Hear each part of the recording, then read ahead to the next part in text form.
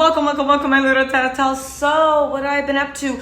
Well, I got confronted by an intruder in my house. My car flipped over 6 times. It was a snowy night on a cold day on the 5th of December. How are you doing? Yeah, things have been rough. Y'all, what was Erica talking? What was Erica talking about for the Real Housewives of Beverly Hills? Y'all, Erica just gets more and more fantastical in each day. I hope for her sake the jury is not watching, because it's just nonsensical at this point. Listen, the episode's open, everyone's saying hi, giving hugs. Kathy Hilton's having a gold mask spa day. Who really cares? Because the real story was when Erica took that deep breath, it was like, oh. I just did verbal throw up about her lies. Listen, one, Erica's a horrible liar, and it shows you how much she's been ensconced in a bubble of power. Because one, I guess you have power, people just believe your bullshit. But two, we can all look and see what Erica's tell is, right? Everybody has a tell when they are lying. We have seen Erica lie 1, 2, 3, 4, 5, 6, 7, 8, 9, 10, 11, 12. Let me count my toes. 20 times in the span of 8 minutes. I noticed something. When Erica's lying, she looks down. She doesn't look left. She doesn't look right. She looks down. She takes a deep breath. She looks down, and she will not lift her eyes up until she's done with the lie. And if anybody questions her on the lie, she goes back down, right? Kyle was all of us when she was like, wait a second, what happened? Let's go through this story really quick, because I like to dissect lies, right? Is Erica just a horrible liar? Is she a little bit low-key dumb? Or does she think everybody else is dumb? Or does she just feel stupid saying it and she can't get it out right?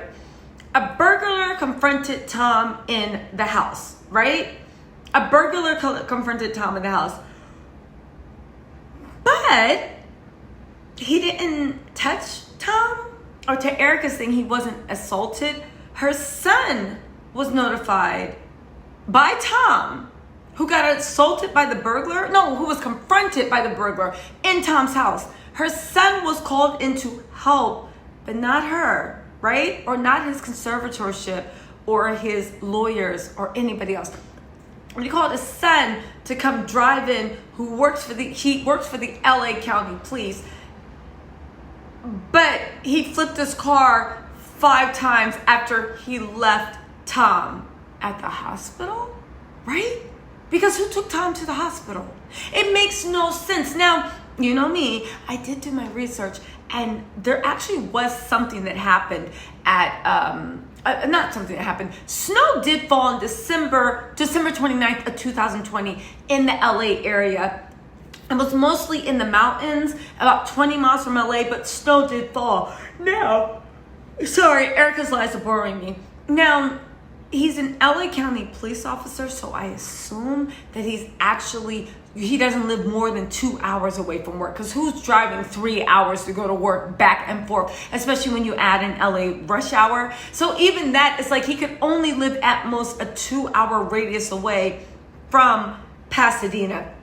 Y'all, the lie was strange, it was bizarre, and it is crazy that Kyle's, well, now I see why Erica said Kyle's not a real friend. You guys, we'll get back into the lie, because again, if Andy doesn't roast Erica Jane at the reunion, if Andy doesn't dig into her, forget about asking the hard questions.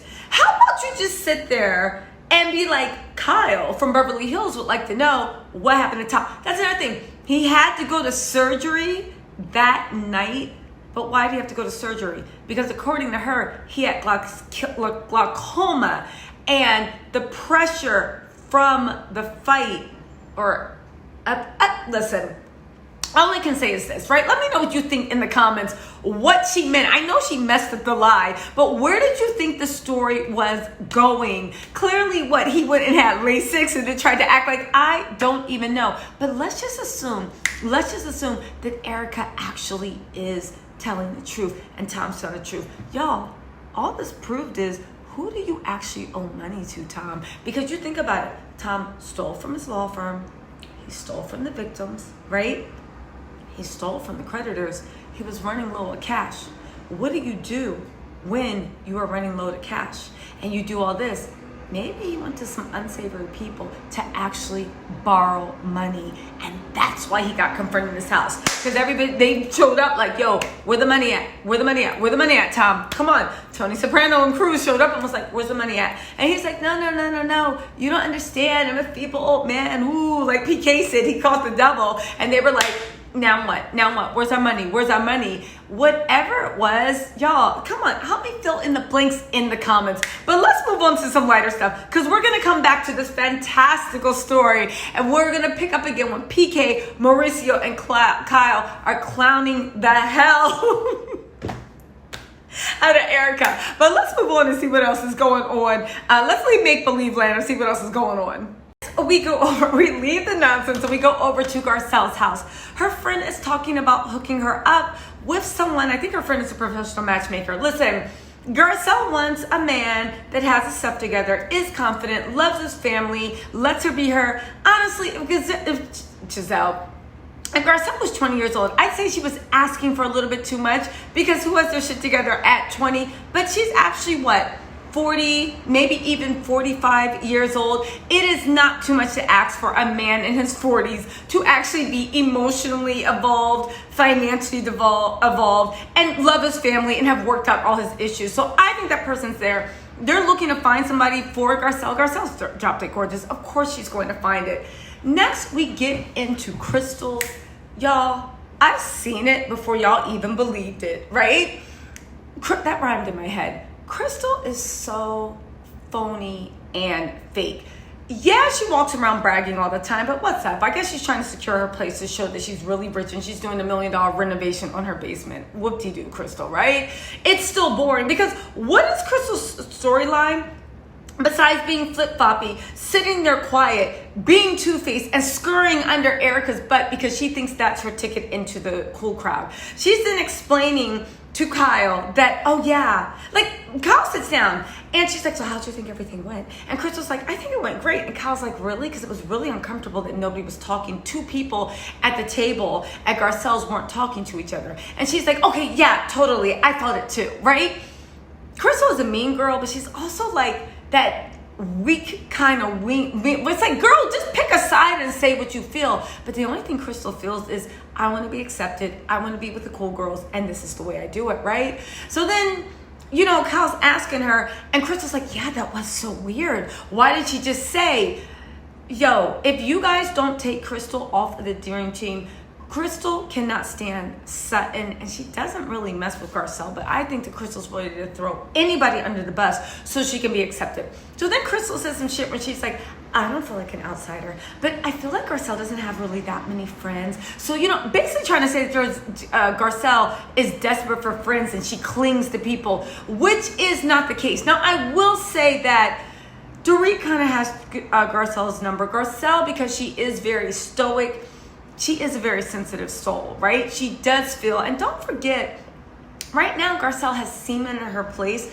but prior to that, she was on the chopping block because the ladies were trying to ice her out. Now we know she's not going anywhere, but maybe that's what's making her more sensitive. But that still doesn't have to do anything with this flaky thing, because quiet as is kept, Crystal better watch her back, because Crystal and Kathy are really, really close. Kyle needs to be Queen Bee. Don't forget that nobody liked Kyle's butt before this season. She has redeemed herself in the light of Erica's vileness and the way that she's asking those tough questions and letting Erica trip herself up over those lies, right? We see why Erica said that Kyle's not a real friend, right? But back to what I was saying, Kathy and Crystal are super, super tight. She's over all the time. Kathy's servants know who Crystal is and don't even know Kyle. I can see Kyle trying to wedge something between Kathy and Crystal just out of jealousy, or just because Kyle is really good at playing power games. So Crystal needs to watch her back, because Kyle, I'm sure, is getting plans to get her the hell out of there. And quiet as is kept, if Kathy keeps on being a fan favorite, we saw what she did to Kim Richards. I wouldn't have put Kyle past getting Kathy the hell out of there too. But you know what? Let's move on. Let's get to the main event. Dorit and PK. Y'all, I don't care what y'all say. This is Dorit and PK's season of redemption.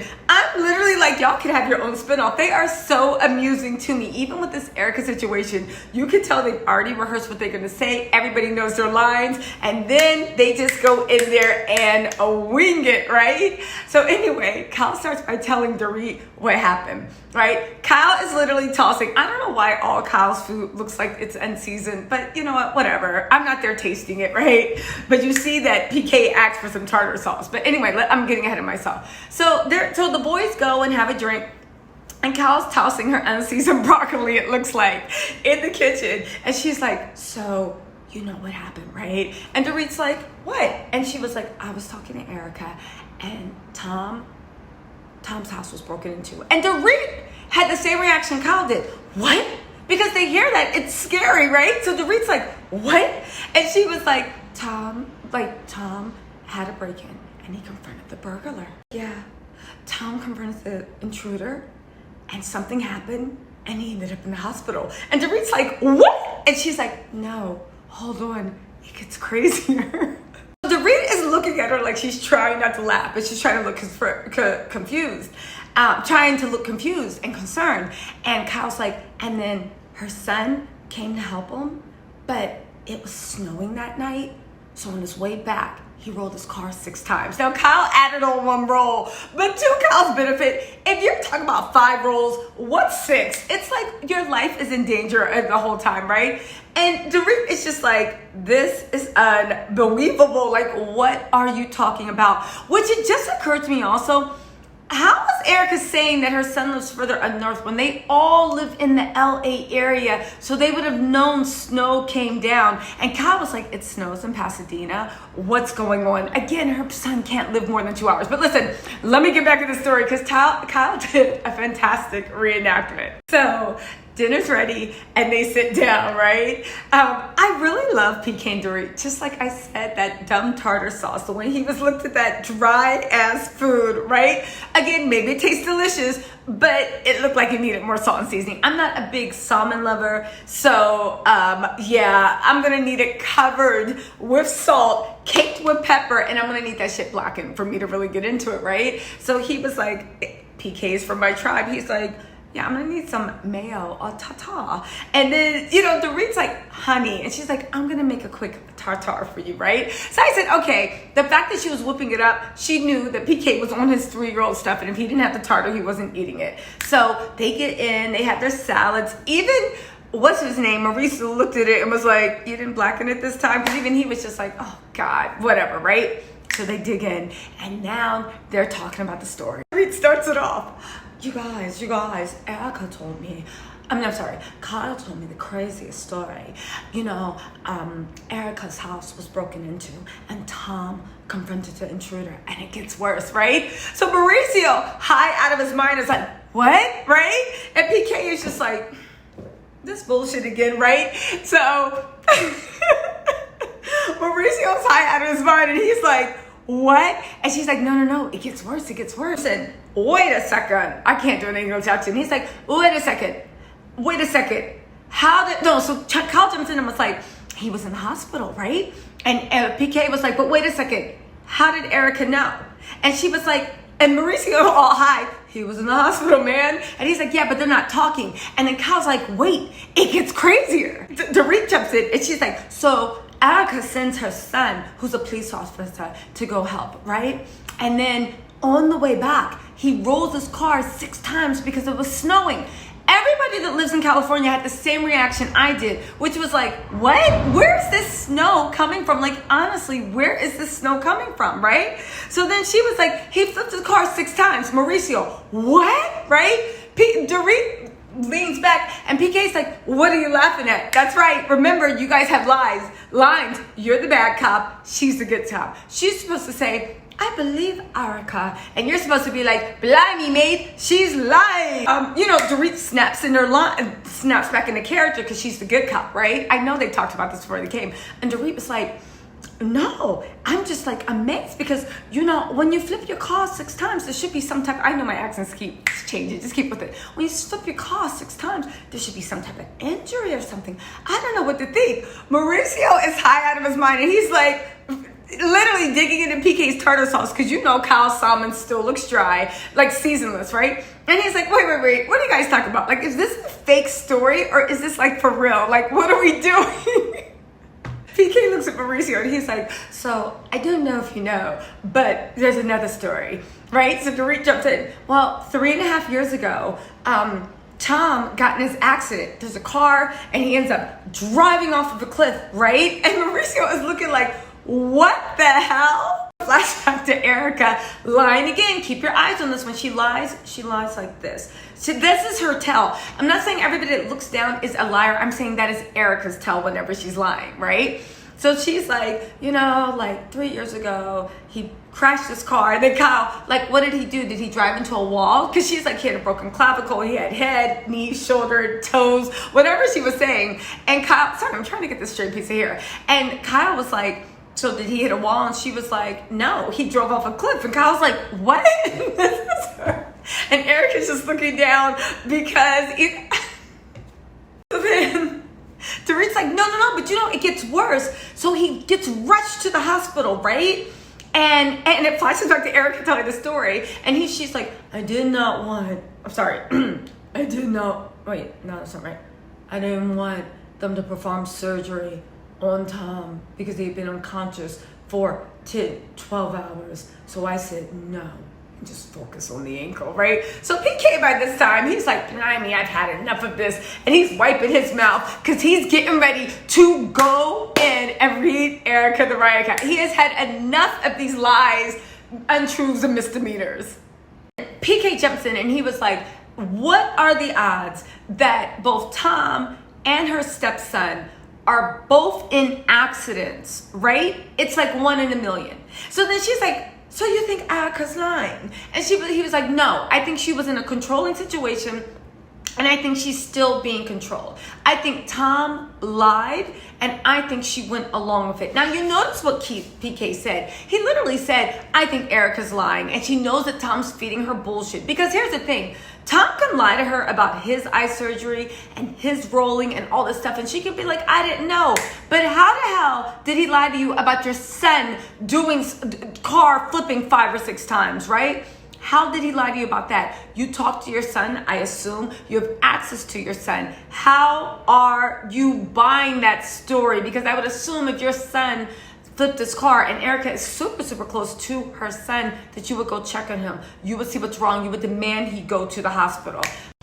So then I see what Kyle and Dorit think. They're going to be good cops because they want to walk that line. I 100% believe Erica and Kyle. I support my friend, and the husbands are going in. So then PK literally, and this is where his personality just blooms. I didn't really watch Beverly Hills in the last season, so I don't know why there's so much hate toward Dorit and PK. But he said, so let me get this straight, right? Your husband, who's a 79-year-old man, comes into a hospital. The doctor says, Mauricio said the same thing, there's brain trauma, right? There's brain trauma. He needs to be operated on. He's been unconscious for 12 years. And the wife says, forget all that. Fix the ankle. And they were like, who says no? Who says no? Who says no? What is going on with Erica's lies? Or maybe she feels like, dog, this is me just doing conspiracy theories. Shout out to Candy Washington for his conspiracy theories. But this is just me doing a conspiracy theory. What if Erica literally is doing the bare minimum to go along with Tom because she sees the ship sinking. She sees all these things going, but she feels like maybe Tom's holding something over her. Maybe she feels like she wants to like kind of throw him off the cliff, but still look like she's cooperating. Maybe she is smarter than she looks because the way she is delivering these half-ass lies with no conviction, no thought, no follow through, y'all. The PK had me dying. Who says no like he's a soccer player? No, go for the ankle. The ankle's what's important. Who says no? The ladies are getting dressed for Dorit's like soiree. And you know what? I love the whole premise of this, right? I just wanted to stop before we get to it and say, y'all, where would everybody's glam squad actually be at without a black Instagram and black TikTok? When I say they have lifted every hairstyle from Asian doll, cupcake, you name it. It started with Meghan McCain's Glam Squad, and it is not stopped. Everyone, let's put our hands together for Black influencers because they clearly jacked their style. Anyway, I just have to get a shout out for it. The got to be from last time wasn't enough, but let's give a shout out to that. All right, moving on. The ladies arrive at Dorit's house. It looks absolutely gorgeous. It does look like a wedding, and I love the way those little place cards say Dorit times Knack or whatever. Listen, and also I'll give it to PK. He might have lost $1 billion or $2 billion, but that man has a mind for money, and he is going to make it back somehow, come hook or crook, wedding dresses or whatever. So they all walk in. They're just like, oh my God, oh my God. First to arrive is Crystal and her husband. Then we got Erica. Then we got Kyle and Mauricio. And then Sutton and her boyfriend Michael arrived. And did you guys peep when they arrived? Dorit was a consummate hostess. She was like, welcome, welcome, welcome. You look beautiful. Erica just looked at her and turned her back. Y'all, at this point, right? Erica really honestly thinks that everybody's buying her shit except for Sutton. And as she freezes Sutton out, she still has control. She doesn't know that Dorit and Kyle are running amok in the palace, ripping down curtains, doing whatever. Shout out to Jamie, that's me, running amok in the palace, right? But, did you peep the way Crystal is also right up Erica's ass being mean girl? Because Erica didn't even look at Sutton. And when Sutton walked around and was like, hi everybody, right? Crystal literally just like, her, and they were literally like Lindsay Lohan and Regina, whatever, Regina George in Mean Girls, right? Erica looked her up and down. Crystal looked her up and down and was just like, and didn't say shit. Y'all, Crystal, well, I already know Crystal's problem with Sutton. I'm going to do it in a different video, and y'all will get the video when I'm ready, but I already know Crystal's problem with Sutton, but it's getting old because you were letting your hatred for Sutton and your jealousy for Sutton blind you so much, right? Blind you so much that you were literally on the wrong side of everything. Y'all, I don't care if Crystal ever comes back. This literally mean girl, flashy material. Again, any other year I would appreciate the flashiness, but right now in COVID, combined with the mean girl vibes, no. Anyway, PK says, hey darling, you look great. Again, the fact that Erica really doesn't know that nobody believes her and she thinks Sutton's her only problem and she's icing out Sutton. Y'all, let's move on. Now, okay, so Garcelle walks in. Her look reminded me of Rihanna in the Met Gala like for 4 years ago when she had that long canary thing, but Garcelle always looks really, really good. I will say, I don't like, again, her outfits might actually present really well in person, but I don't like the way they look on camera, but whatever, she always looks gorgeous, right? Kathy shows up, Rinna shows up, doing whatever. Harry's supposed to pop up, he does pop up later, but they sit, they eat. Yo, you guys can say what you want about Garcelle. Garcelle is really sensitive, and I don't mean to say that she's overly sensitive, but I think Garcelle, you know, she's a very sensitive person, and I don't know why people don't respect that more, but we'll get to that. So Dorit shows her dresses. They are absolutely breathtaking. I don't know about $35,000 breathtaking. I thought it might have been like David Bridal prices, you know, like $8,000, $10,000. How much is David Bridal's, right? But I thought it would have been like David Bridal prices, like something under $10,000. But apparently like that one with the beads at $35,000. Okay, I don't know about that. Everybody talks about whether they want to get married again. Sutton's like, I don't know about that, right? Kyle's like, I've been married forever. Erica, I ain't getting married. Erica, shut up, girl. You will marry hook by crook to do what you can to get your bills paid. Erica, stop fronting. But anyway, right? The wedding happens. It's great, this and that. And then Harry Hamlin walks in. Rinna runs up like, Harry, and gives him a big hug and kiss. But y'all, I'm going to say something very, very controversial. And I hope it's just because Harry is older. But there were certain tics Harry had, the way he was scary skinny, and the way he was acting, it gave me tweaking vibes.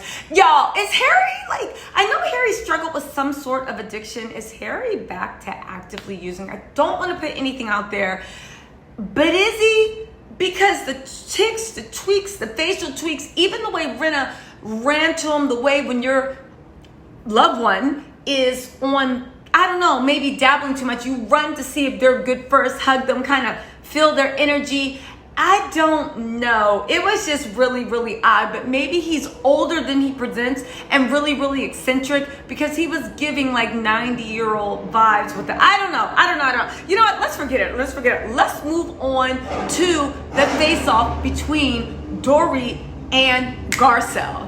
Get to the main event. Did y'all peep the way PK tried to go throw Kyle under the bus, and Kyle almost choked on her zucchini fritter when he was like, so are you going to share some of the, so are you going to share some of the jokes that you shared with us last night about Erica? And Kyle was like, I mean, you go ahead, you share. And PK's like, no, I think it'd be funnier if you did. I mean, you're the one that had all the jokes.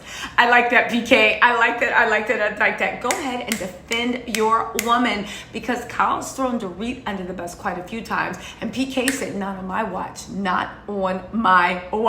So then we go to the outside. The boys go outside to have a drink. The girls are gathered around the table. Kyle starts them for bullshit. So, Garcelle, are you going to share something that got everywhere? And Garcelle's like, what are you talking about? And Kyle was like, that little comment you made. And Garcelle's face, when she looked at Kyle, she just looked mortified. She looked like Kyle was throwing her under the bus again. And Kyle was trying to start some shit, because she was like, no, when she was on The View, and she said, I don't feel like the girls accept me.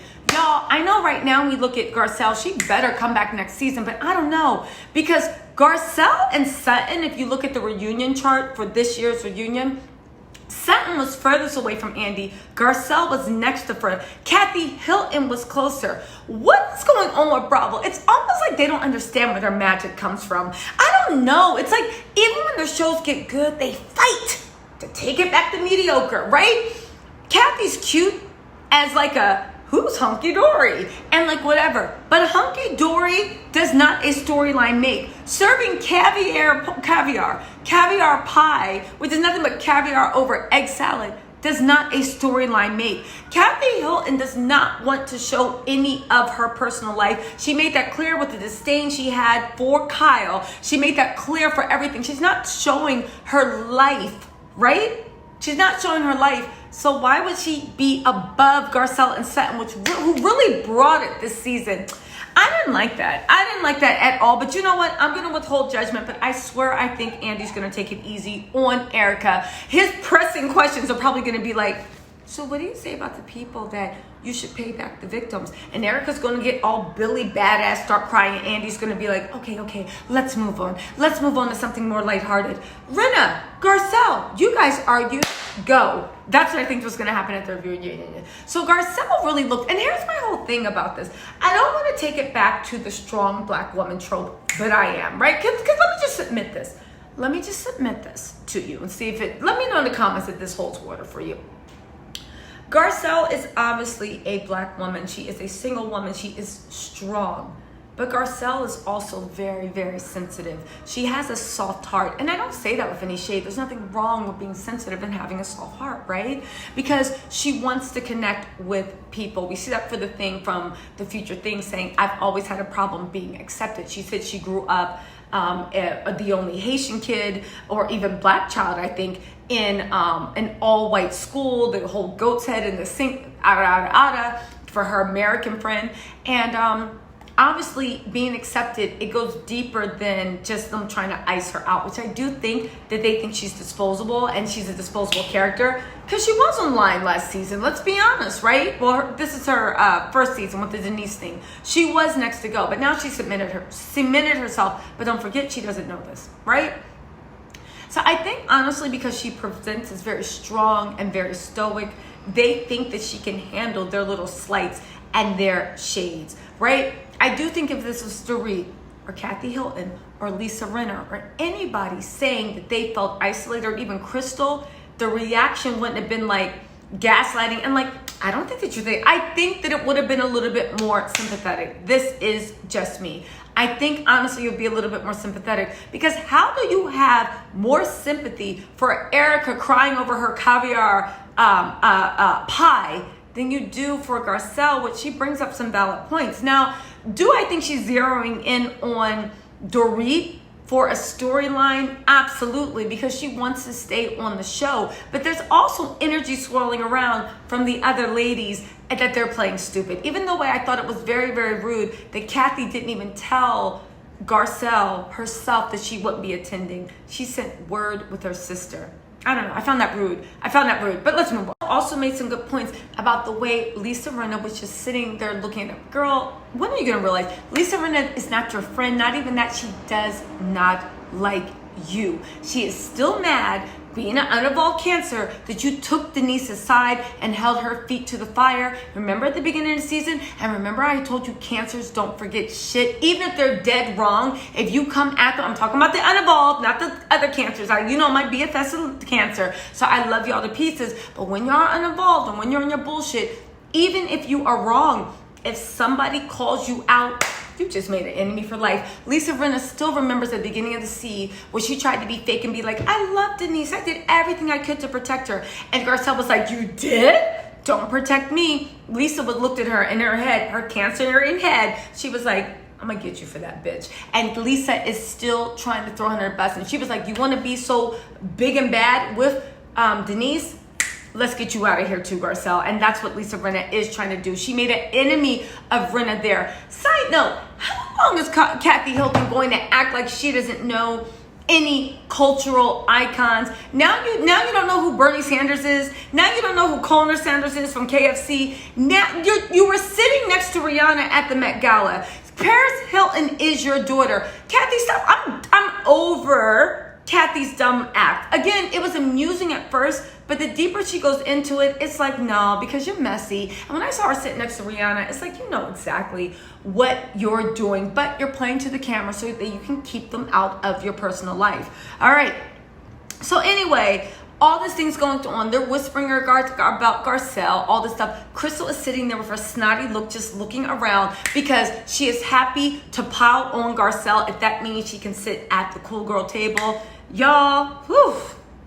Anyway, the episode closes where it started. Erica's still on her bullshit. Crystal is still a flip-flopper and phony and fake, right? Lisa Rinna is completing the final rounds of her vendetta that Garcelle started by not letting her get away with bullshit at the beginning, right? Doesn't matter if she's right or wrong. We know where Lisa Rinna. Erica's still thinking that she's running the girl. She doesn't realize everybody's laughing at her behind her back. Where else are we? PK is still speaking that truth. Dorit is off on another, PK is off on another thing of selling hype in wedding gowns. And who else is going? Sutton is being Sutton, right? And I guess and Kathy Hilton is still playing stupid. Anyway, you guys, let's see what happens in the next goddamn episode. We are so close to the reunion. I can't wait to see what happens in the next episode because it will be that cliffhanger. And this reunion, please, please, please, please don't let Bravo disappoint, even though I know they will. All right, my little Tattle Tells, I will see you next week for this. And I'm probably going to go live on Thursday if you're watching this. Thursday to actually do a live recap. Maybe I might have a few people join me, like not paid by anyone, Miriam, and maybe even Candy Washington. We'll see. But you guys, yeah, let me know what you think in the comments. What do you think about how everybody is kind of like trampling over feelings because they feel like Garcelle can take it? What do you think about Erica's fantastical story? And what do you think about what's going on? Are you guys starting to like Dorit and PK anymore? And Kyle, this is her redemption season too, because usually after that Lisa Vanderpump, I couldn't stand her. But now, you know what? Go ahead and do the job that God gave you, Capricorn Queen. All right, you guys, talk to you later. Bye.